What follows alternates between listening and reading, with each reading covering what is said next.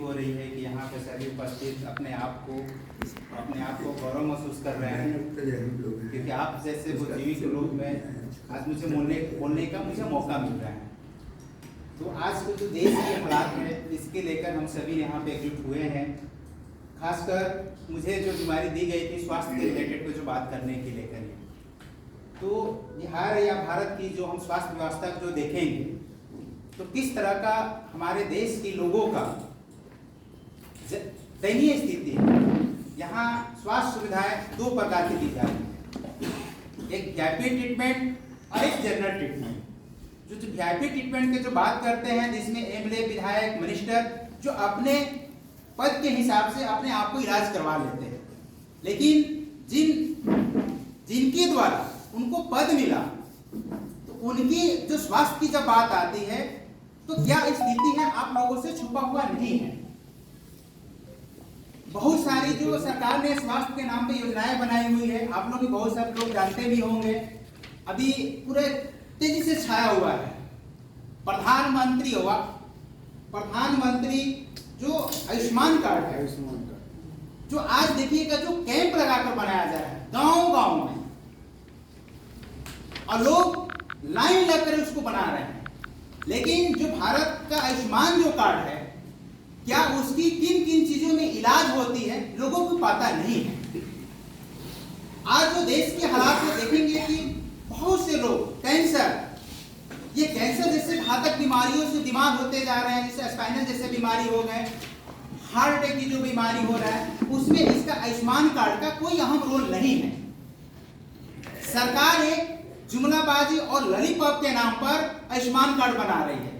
अभी जो बिहार सरकार में एक मुख्यमंत्री आयुष कार्ड भी शुरुआत हो गया। तो हम देखेंगे इन चीजों के लेकर हमारे देश का और हमारे बिहार का जनता का क्या दुर्दशा है।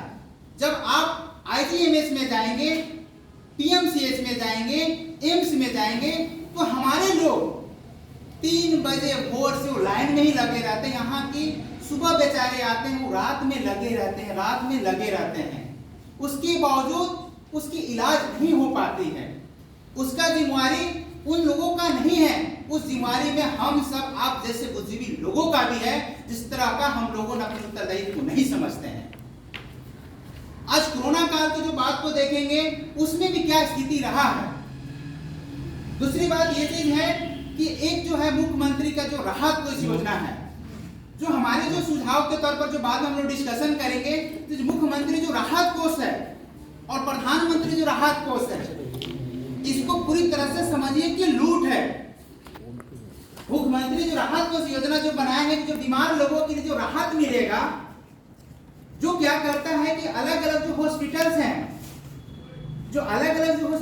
सरकार ने उसको मान्यता दिया हुआ है कि आपको मुख्यमंत्री राहत कोष से इलाज करना है, लेकिन उस इलाज के दरमियान में हमारे जो दलित समाज के जो लोग हैं, जो अनपढ़ समाज के जो लोग हैं, उसके लिए सबसे पहले ये कहता है कि तुम एस्टिमेट बनाओ। एस्टिमेट के अलावा आपको एक आय प्रमाण पत्र बनाना होगा।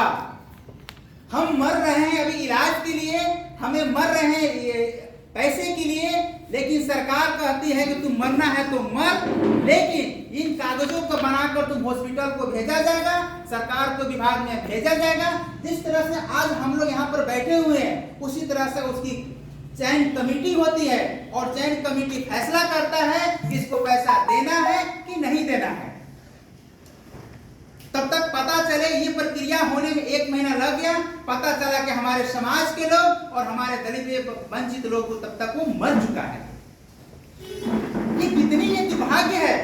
सरकार ये जो नीतियां बनाती है, मुख्यमंत्री राहत कोष, हमने लोगों को राहत के नाम पर पैसा दे रहे हैं, लेकिन इन पैसों का शोषण वो हॉस्पिटल करता है। इस पैसे का शोषण वो हॉस्पिटल करता है, जो सेंट्रलाइज हॉस्पिटल उससे जुड़ा हुआ है। उसका वो आदमी वहां पर बैठा हुआ है, किसको पैसा पास करना है और किसको पैसा पास नहीं करना है।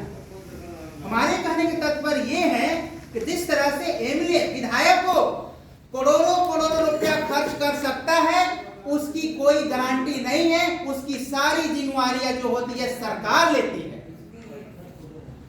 वो बिल वाउचर जमा करता है, वो राशि को पुनः एमएलए के खाते में, मिनिस्टर के खाते में चला जाता है।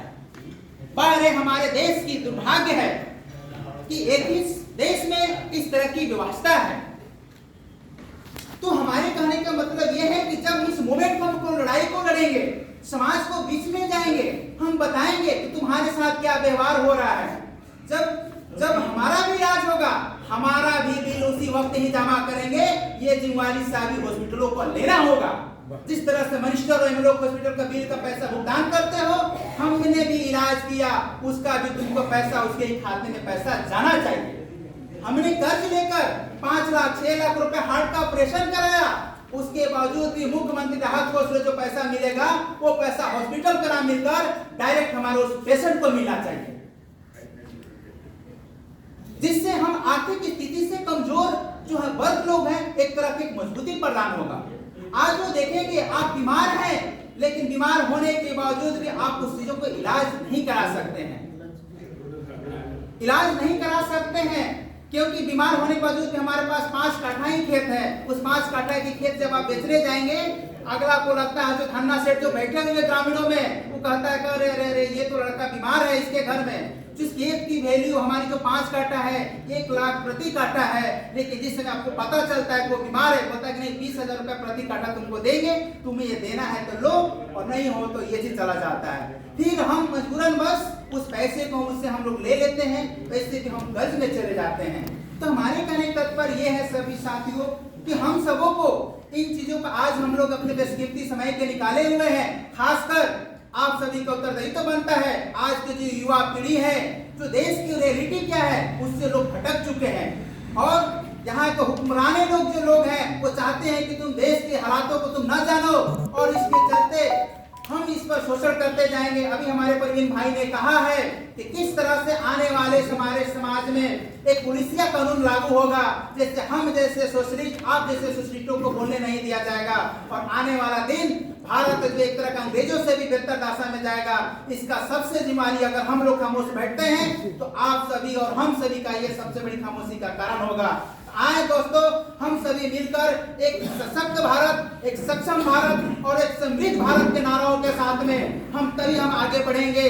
तब तक हमारा देश विकास होगा, हमारा समाज विकास होगा, हमारा राष्ट्र विकास होगा, ग्रामीण स्तर पर विकास होगा। इसके लिए हम लोग जन मूवमेंट को चलाने की आवश्यकता होगा। इन्हीं बातों के साथ मैं कुछ एक शब्द कहना चाहता हूँ। उठ जाग रे भूखे बंदे, एक नया सवेरा आएगा, उगने वाला कल का सूरज एक नया सवेरा लाएगा, एक नया सवेरा लाएगा। कल का हम लोग सूरज हैं। इन्हीं के साथ अपनी गाड़ी को विराम देते हैं।